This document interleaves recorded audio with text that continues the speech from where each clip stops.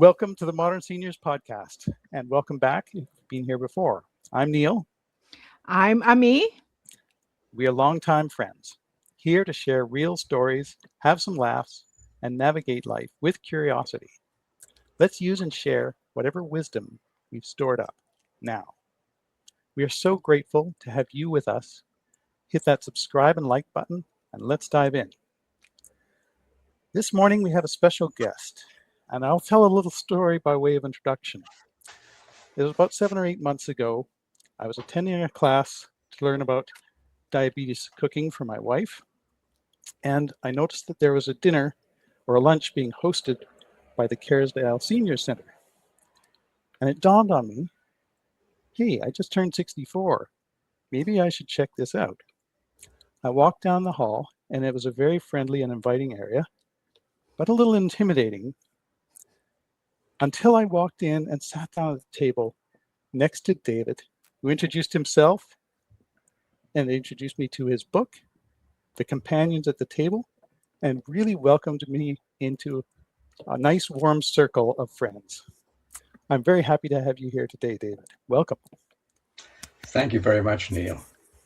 Nice to see you again. And you too, Ami. Thank you, David. Now, David has some unusual attributes, I think, which will come out during this interview. One of which is that he, at the age of 20 or thereabouts, decided to travel around the world and live in different places. And this was back in the 1960s, which some of us may recall was a very turbulent and interesting time to be alive, let alone to travel the world. David, can you tell us what got you started on that journey? What launched you?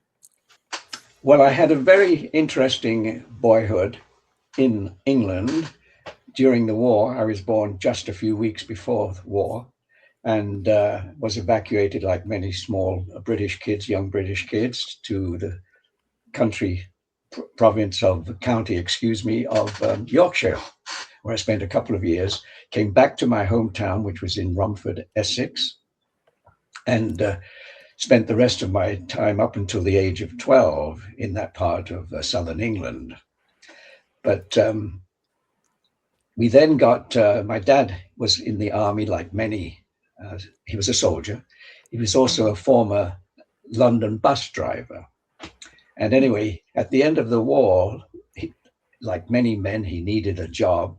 And he was lucky enough to join what used to be called the CCG, which is the CCG, Controlled Commission of Germany. The Americans, the French, and the Russians had something similar, but our government department was called CCG. And my dad managed to wangle or get a job with them, and he became a transport supervisor, moving VIPs around when they visited, and also looking after confidential material. What a fascinating occupation. Holidays in Germany, a couple of holidays in Germany, different times. My dad invited the family to move from our original English home to where he was stationed, which was the city of Berlin, which was then known as the Divided City, and controlled by the British, French, Americans, and Russians. And we got very, very lucky, merely because we were on the side that won the war. And we got to live in a very nice house, a large house in a very quiet, charming area of Berlin. And that's where we lived for the next several years. And during that time, we got to know Berlin very well. And my dad loved to go sightseeing. So every Sunday after church, we all piled into the family car, which was, of course, a Volkswagen. Every car was a Volkswagen, and the only two colors they had in those days was either gray or black, unlike today when you get every color under the sun. Yeah. And every Sunday afternoon, all of us, the five of us, my brother, sister, and parents and myself, we would go sightseeing in and around Berlin, which is an intriguing city at the best of times. We occasionally visited East Berlin, which was controlled by the Russians, and in the early 1950s, it was massive rubble. But the West was very quick to recover and rebuild, and we went to all kinds of places. We went to just churches, monasteries, markets, anywhere that my dad thought may be interesting. And in the summer holidays, we went even further. We went to different parts of Europe, Switzerland, France, and Germany, to be specific. And all of this, of course, for a young man, a teenager, excuse me, I spent most of my teenage years in Germany, was very exciting to a young guy, all very new and inspiring, exciting, exhilarating, you name it. And on top of all this, I was packed off with my sister to a boarding school in northern Germany, a place called Wilhelmshaven, formerly a very large German port, particularly for their warships during the war. And they converted a seaman's naval base into schools, a complete school with they used it as it was made. Like the dormitories were already there, the playing fields were already there, where we played athletics, and that's where my sister and I went for the next 5 years. A British co-ed boarding school in Wilhelmshaven, Germany, which meant more traveling because it was about 150 miles, I think, and there was even a school train.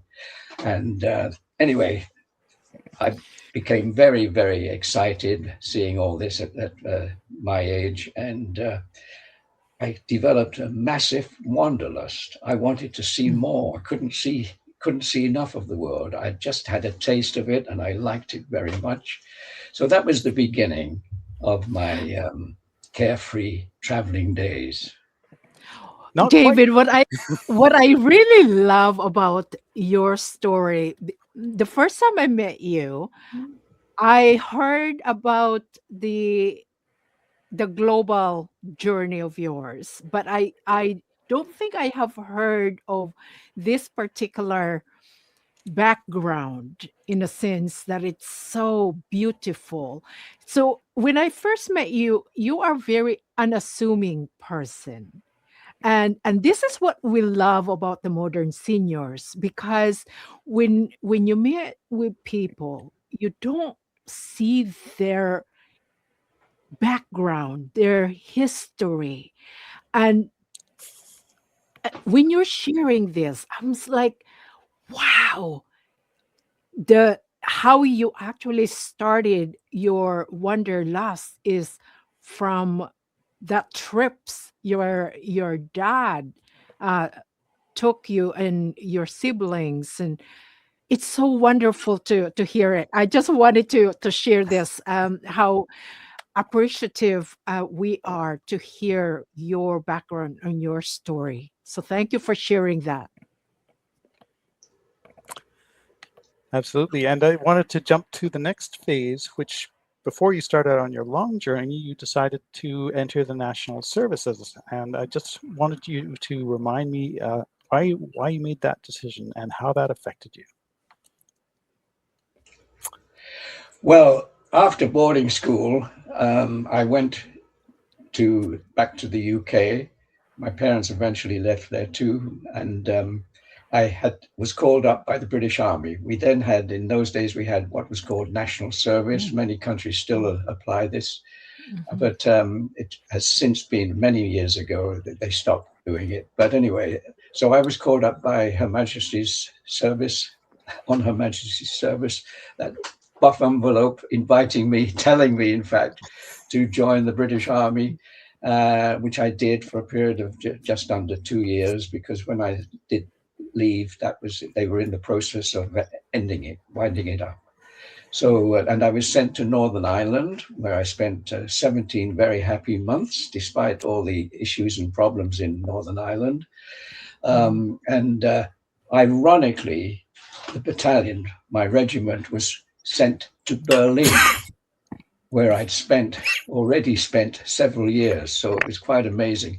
Of all the places the British Army could have sent me, such exotic places like Cyprus or Hong Kong and Malta, they sent me back to Berlin. But I didn't mind because I really enjoyed living in Berlin, so it didn't matter. And so I spent 2 years in the British Army, made some very good friends, as one does in all the services, I'm quite sure. And three very good friends. And we saw a lot of each other when we were square bashing and on the rifle range and doing all kinds of soldier things. And we remained good friends when we were demobilized at the end of 2 years. And we met quite often to go to a dance or to a pub or to a coffee shop. And yes, as I said, we were very good friends. And slowly but surely, I started developing this feeling I really wanted to do something with my life. And I was now, by the way, a sales rep for Nestle. I joined the Nestle company, an international confectionery company. And but it wasn't quite what I needed or wanted. I wanted to see the world. I wanted to travel further. I tasted a little bit of seeing different and sometimes exotic places, exotic to me anyway, a young man from the suburbs of London. And I wanted, much, much more. So it was during one occasion, I think we'd been to a pub, and I was with my three friends, or at least two of them. And I put it to one who I thought was, sensitive to my way of thinking. And I said, half jokingly, half seriously, I'm going to put a question to you. Would you be prepared to join me on a tour around the world? Well, you can imagine, he just laughed his head off, David, No way. I wanted to give a little bit of context. How old were you when all of this happened? Very good. I was 21 when I started asking my friend Peter and my other two friends, because there were four of us originally, and finished national service. I was a sales rep for Nestle, but I wanted more out of life. So yes, I was now 23 years old. Peter, after realizing I was deadly serious, and after I mentioned it probably 20 times at different meetings, he finally relented, especially when I said what a tremendous challenge this would be. And that his eyes lit up then, and he finally got the message. And shortly after, I signed up, so to speak, my two other friends. And that's how it all began. An idea that I wanted to see the world and travel the world, and I wanted to do it with friends. However, that situation did change, as I'll tell you more a little later. It's very interesting that his eyes lit up when you mentioned the challenge of it. Because I think a lot of people would probably say, well, David's raising this proposal, but he hasn't considered the challenges, so I'm not going to take him seriously. But the moment you recognize that you are considering the challenges, and that's one of the primary attractions, that's when it becomes real. Yes, we got serious. Mhm. One of the things. Yeah, go ahead, David. You go ahead. Made some plans like purchasing a vehicle, Land Rover. It was going to be, as the trip was going to be mostly by land. We needed a vehicle, so we bought a very old, even in those days, it was old, 15-year-old Land Rover, which we lovingly restored to make it as perfect as possible.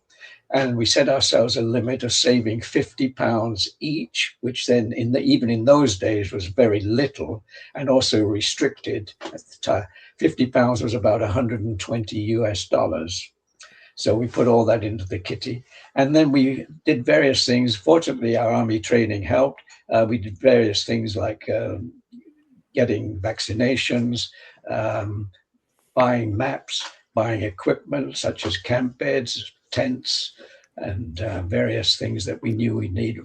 Backpacks or rucksacks, as they used to be called years ago, and to prepare. It was going to be an expedition, but we didn't know how and where it would lead. All we knew is that we were all getting excited by the day, and we really wanted to do this. So I think the most exhilarating part of your story, David, is the preparation Mm. for traveling. I think it's the same, but the way you did it, it's very different. And that was in, did you say the early 60s correct. when you started your plans? And by that time, you don't have any like GPS. You use the old way. Absolutely. So tell us, I really would love. Absolutely. I mean, yes, there was no GPS, of course, no computers. Not We did have compass and we did have maps, and of course, it was all map reading. Yes, and telephone hardly used because telephone calls were expensive. What else didn't we have? There were so many things that we now have and make traveling so easy, but in those days we had very Exactly. little, and but we made it somehow made it work. So I really would love to. Myself and the audience would love for you to tell us how. So you have this world map, right? Huge in those days. So what did you do? You go mini, mini, miny, mo, and then you put your finger. What was the process? Um, One thing we decided would, uh, we of course were going to work because leaving with such little money meant that it would be a working world tour. So we Yeah. had to stop here and there to work, and that led to some extraordinary and quite wonderful experiences. Yeah. The idea was to and to stick to primarily English speaking countries Okay. because that's where life would be much easier from the point of view of work permits and communication. And so at first it meant leaving Europe. So traveling through Europe for just a matter of weeks and getting used to living out of the vehicle and camping. And of course, we've done a lot of that in the army, but just feeling our way. And we mapped out a basic route, which was to cross into Africa from Europe through via Gibraltar, and then go down the west coast, drive down the west coast to one or two of the English speaking countries, excuse me, such as Nigeria, Ghana, and hopefully get work, find jobs. And but that very quickly changed when we found one of the very first problems or issues when we found that we couldn't quite do that Mm. because there was the Sahara Desert was closed from in and out of Morocco. So we Mm. couldn't travel south. So we had to divert, which meant traveling right across the whole of North Africa, which consists of Morocco and Tunisia and Libya and Egypt, all the way to Egypt and take it Oh, from there. So we did exactly that with various adventures along the way. And then when we got to Egypt, we were told, though, to travel down the east coast because our next destination was Kenya. We thought where we felt sure we could find work, and it was just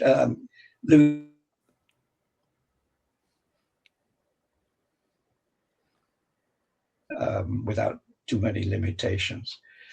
But when we got to Egypt, alas, we couldn't bring. We had to ditch our vehicle, leave our vehicle behind because we couldn't afford to take it all the way through the various countries on our way to Kenya.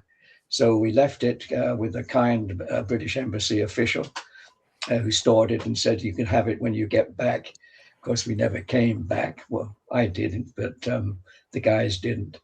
And then we were completely on our own. We It was a very sorry story, you might say. We were really pissed off about it, but no arguing with the authorities. We couldn't take that vehicle any further, so we pulled out our backpacks rucksacks and loaded them with gear.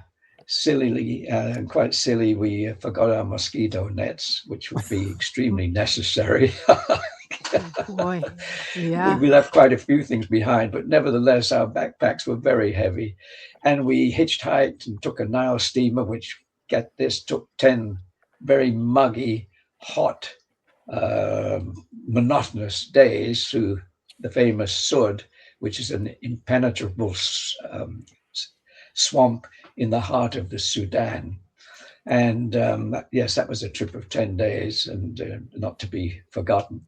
Eventually, and then we hitchhiked once we got into Uganda and so on. And eventually we all uh, arrived in Nairobi and found a place. We met a Boy Scout, and he suggested that we come and stay at the Boy Scout headquarters. So we had these various invitations throughout our travels, and which was quite wonderful. And yes, we all found various jobs, which kept us in Kenya for Kenya, sometimes called Kenya by others. We stayed in there a matter of several months while we worked and saved enough money to take us then on our next leg to South Africa. South Africa.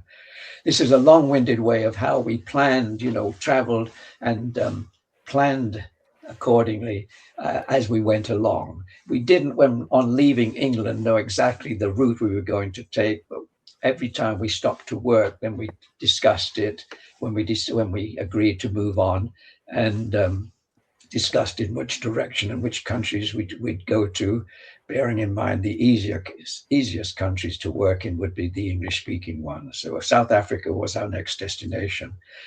And other destinations became, as the trip increased, became places such as India and Japan, Australia, New Zealand, Latin America, etc., etc. Meanwhile, we did the four of us that set off. We did become, for various reasons, we fell to two. One liked a place so much that he decided to stay, and the other one fell in love and got married. So two of our friends fell by the wayside, which left just two of us.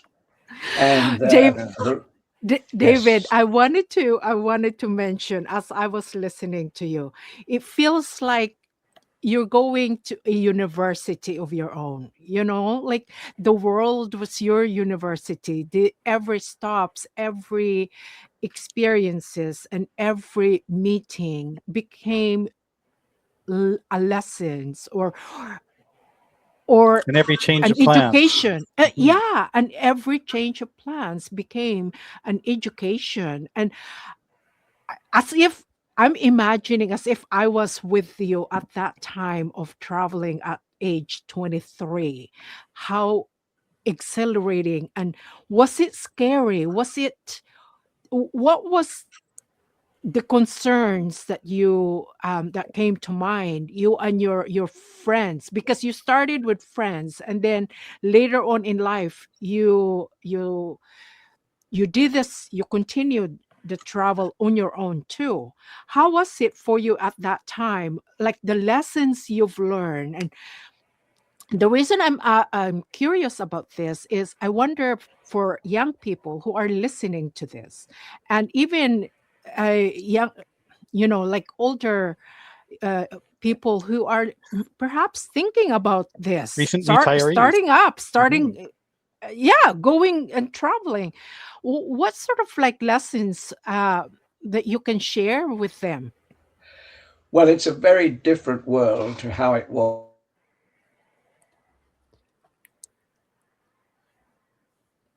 And yes, I don't like to.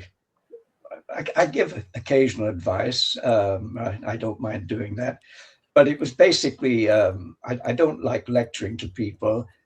Um, we just fell into a routine and developed a sixth sense because it's the road is dangerous. There's no question, and that may be why hitchhiking stopped for many years. Funnily enough, I believe it's having a comeback. But we had our fair share of adventures and learned from them. Some extraordinary adventures, actually. And to this day, I still am not sure how I survived and got through and lived to such a ripe old age.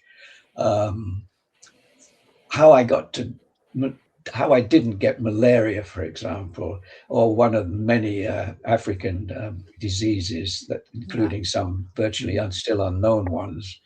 Yeah. Yellow fever is another one, and being in the bush for great periods of time. How I never got malaria, I'll never know, and these other weird diseases, or hit by a truck when hitchhiking, or flying stone, as I did read and hear about other people lost their lives. There are all kinds of things that can happen when you're on the road for Yeah. weeks and months at a time. Um, Oof. but and then we split up occasionally. My good friend, my best friend Peter, um, because he preferred to go to some places, or sometimes work jobs took us to different directions, and then we'd stay in touch. Not quite sure how to this day because no GPS or use of telephones, Yeah. but we always we stayed in touch by letter and post restante, using main post offices, sometimes embassies, and sometimes American Express. But it was usually by a post restante. Most main post offices in major cities have a post restante whereby you can address letters to and have friends pick them up. We stayed in touch, excuse me, and how we reconnected to this day, I still can't quite believe because this happened many times during our marathon journey, and yet somehow we always connected as and when we wanted to, and so that was quite remarkable. Um, The world is, and in those days, it's a little bit, I think, as you mentioned earlier, very different from today. Today, And was it safer then, or was it? yes, yes, it was a much kinder, simpler, Mm, mm, nicer world. mm. Um, I have my own strong feelings about the world today, and it's quite a dark place. Yeah. But in this case, traveling throughout the 60s was quite different. People everywhere could not have been nicer to a young guy with a backpack arriving in their town, or walking through a park or whatever. They would come up to me and always extend a hand. They wanted just to say hi, usually to practice their English, just be very nice. Yeah. And I have hundreds of people to thank, because my journey was such a long one, to thank for invitations to visit their home, stay overnight, the offer of a bed. Sometimes I got a job through it, but overall, and it was quite amazing how in every country people were kind and hospitable. And of my many reviews for my book, I remember one in particular written by a fellow I know quite well. He was amazed at the kindliness of strangers that I came across throughout my travels. And yes, it was a very different world to how it is now. Hmm. I'm going to jump ahead a little bit now, David, and ask you to show us your book that you wrote after you had finished your journey, and only published just recently. Well, it's actually Can you hold it a little bit second edition closer to the camera? This with is a pleasure. Yeah. 1960s global odyssey. The subtitle is perhaps more interest: Around the World in 80 Months, which was actually 6.5 years. I did Mm. count the days and nights I was away, but I can't.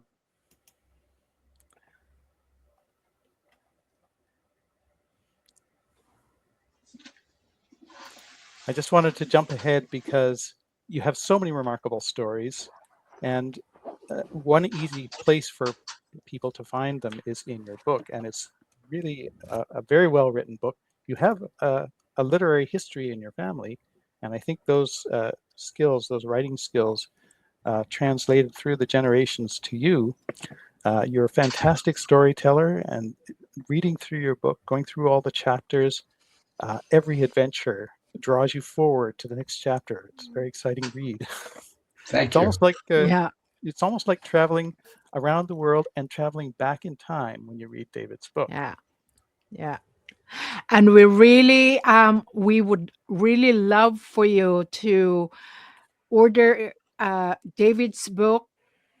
You can find it in Amazon, freezing too, and you can even order through or request in the public library. Now we are in Vancouver, so you could do that in any bookstores.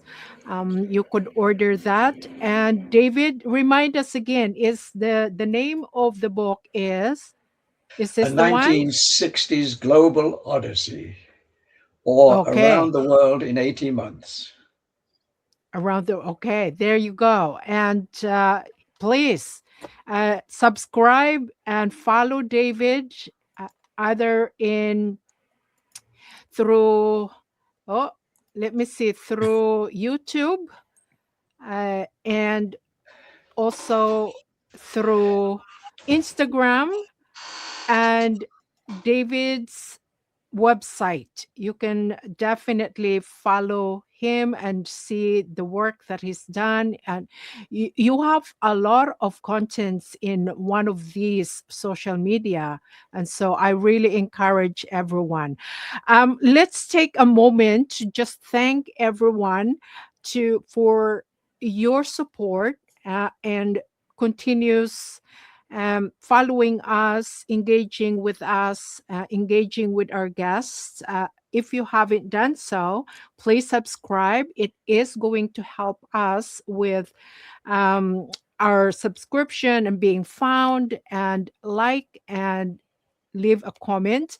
So we are just about to the very end. And David, we ask our guests all the time, because just listening to you, I was thinking, oh my word, we need part two, part three, or even part 10.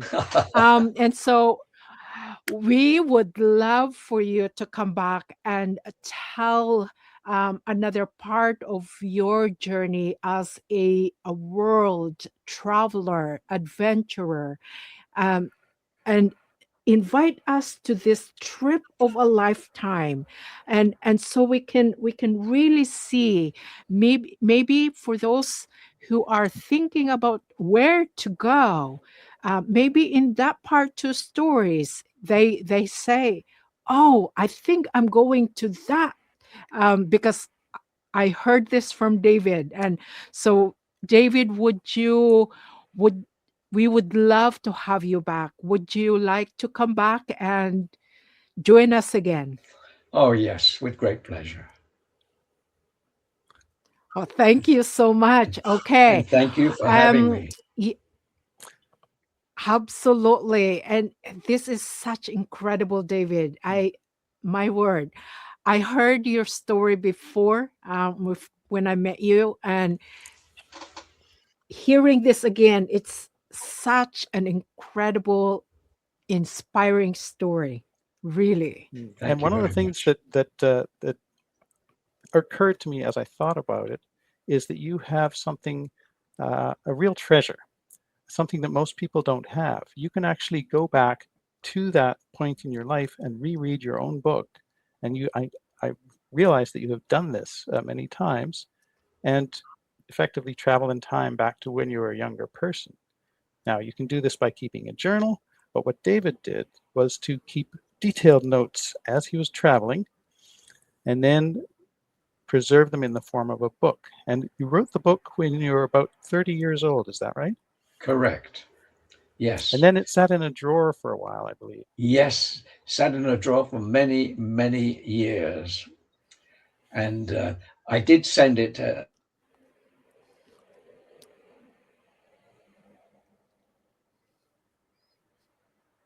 various publishers, and sat back and waited. And unfortunately, it was rejected. But I've since learned, having being something of a writer, I've used writing in my life in many, many ways.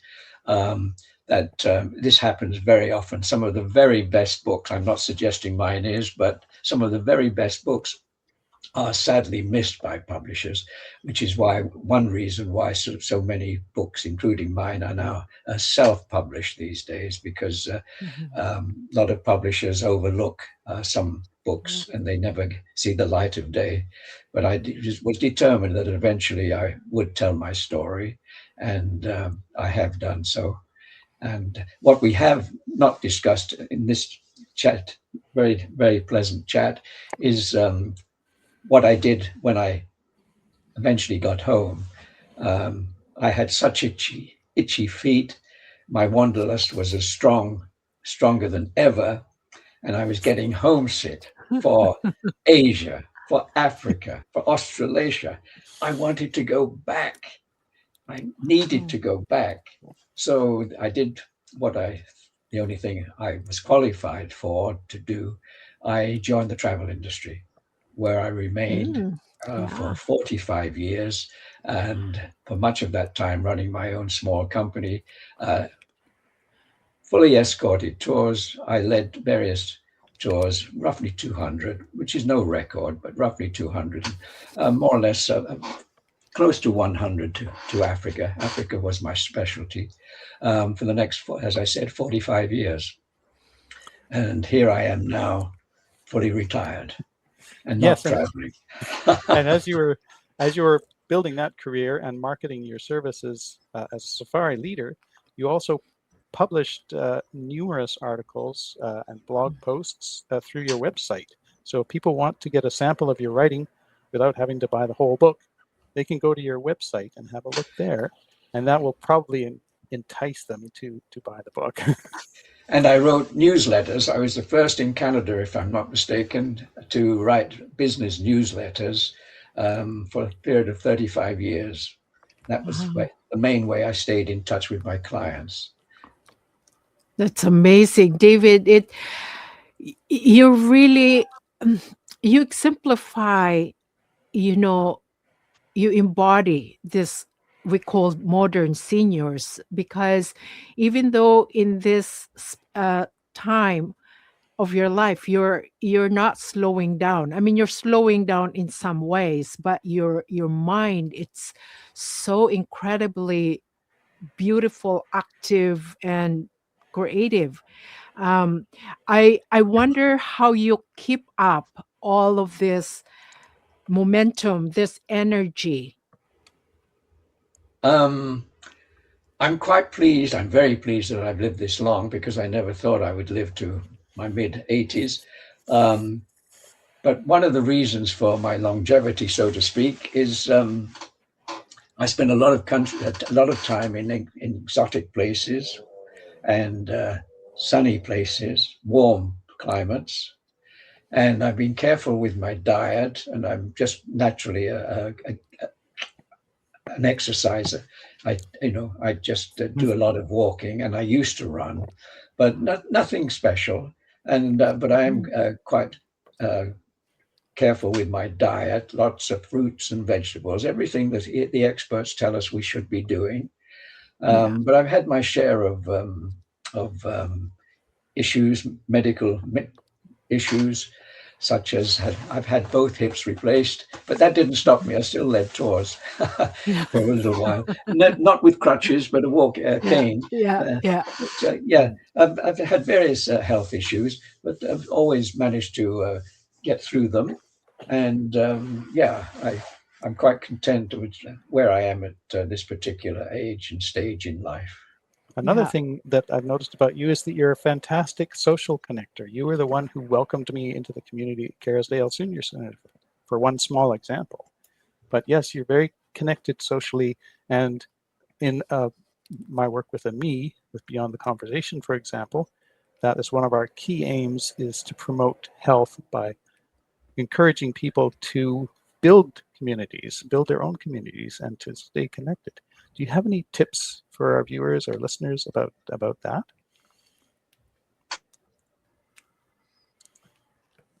Challenging question. I'm not socially very active. I'm a something, always was, and probably always will be something of a loner.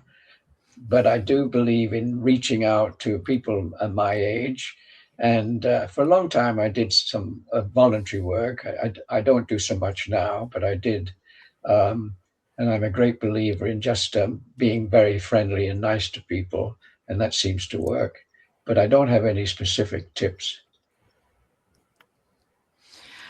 Well, David, your life story, I hope some young people can, when they're listening to this, that they can be encouraged, and you do not need to start.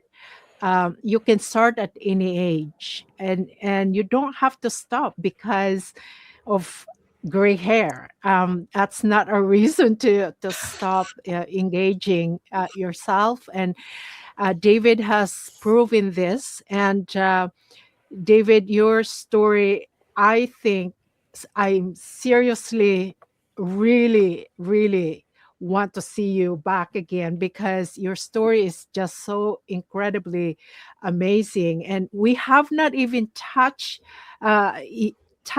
the countries, all of the countries that you have explored. How many in all? If you can remember, how many countries in all that you actually traveled to or have seen? Uh, During my early world tour, my 80-month odyssey, I never did count, but I think it was in the region of 65, 70. But I've seen Oh, many since then because I was in the travel business for so long. But right. yes, it was roughly 65 or 70 during my Yeah. original world tour. And you stayed for extended periods in some countries and Several, worked there. yes, yes. Some teaching in Japan. I was there for 6 months. Lived in New Uh-huh. Zealand, working with sheep and farming. Um, was also 6 months. Australia 9 months. South Africa was the longest, 14 months. Kenya was Wow. 9 months. Colombia, South America was 3 months. So yes, I did live and work in various places, and there's a very big Yeah. difference, I might add, in between working and living in a place and just passing through or visiting as a tourist. Yeah, I think I remember, David, the reason why you end up going to these places and working there, because it part of that, it was your desire to integrate and assimilate within the country or the city you're living in. And part of that too is you, I think remember, part of that too is financial, making sure that you, yeah.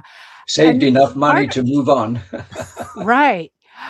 One of the stories that I think I'm just going to mention, but feel free to add, maybe this is another time too, is that I heard you shared once that you're sleeping inside the police Police stations. eh, stations.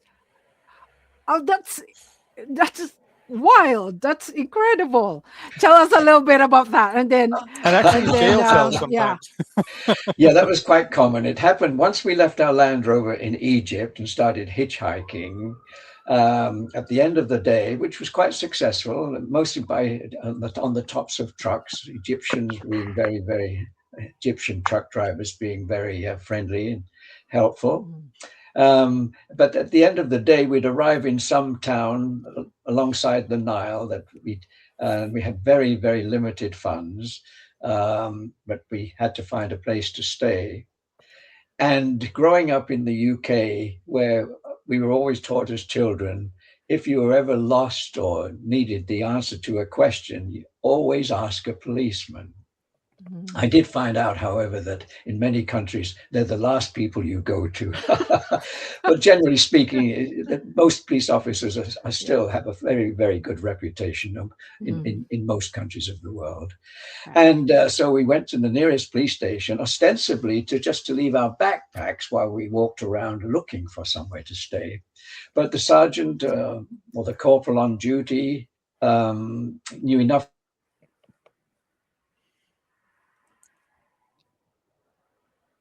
So we split up by the way, initially hitchhiking, because it was much easier to hitchhike just two and two rather than Yeah. four together, of course. Yeah. So me and myself and Pete, we found ourselves at the police station and told the officer on duty that we were looking for a place to stay. And yes, an immediate invitation, come and stay here. I think it was on the floor in the main office in our sleeping bags. But nevertheless, we were in a safe place and we had a roof over our heads. And yeah, we spent the night there. And because that worked so well, we did it in a few other places. And one of the most memorable was arriving in Cape Town. No, and yes, Cape Town, and also in Kenya, asking the same question, doing exactly the same thing, which was report to a police station and ask and actually about where we could stay.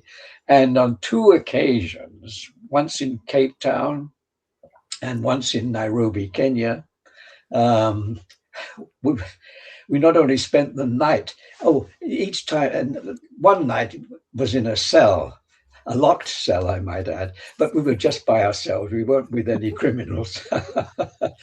And believe it or not, the sergeant or the corporal on duty on two occasions, as I just said, we were served a full English Western breakfast, bacon and eggs with orange juice, and maybe even coffee. Amazing. Wonderful. Amazing. Oh, man. But eventually, of course, we could afford to stay in places, and then we mostly stayed in very inexpensive hotels and youth hostels and cheap and guest houses and B&Bs.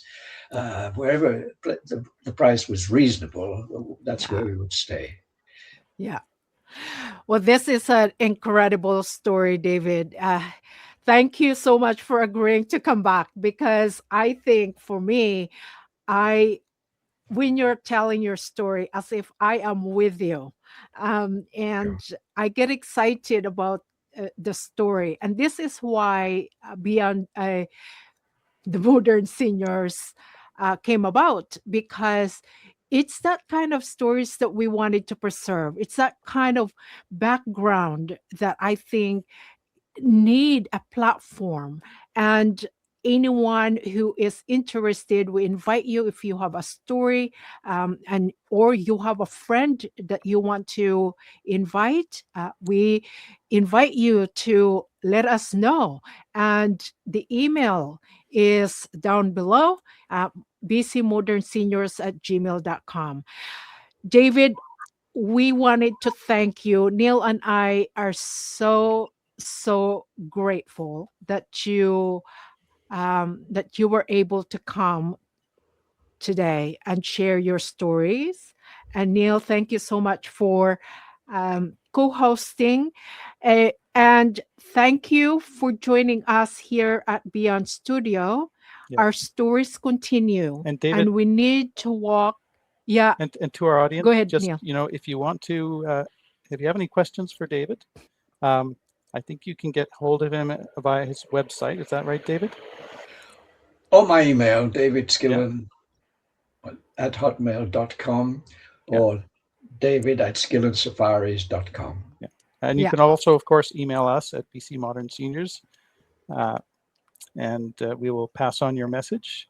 If you would like to see anyone else on the show who has stories similar to David's, or if you have any questions for David, then please feel free to contact him directly or to contact him through us. Mhm. So, um, Thank you David, very much to both of you. our pleasure. So every triumph, every shadow, and every lesson can be a bridge of hope for another. Until next time, stay true, stay engaged, and keep sharing your heart, because this is where we all belong. Thank you, everyone. And thank you so much, David. And we would love to have you back. And thank you, Amy and Neil. Thank you so much for having me. Bye bye.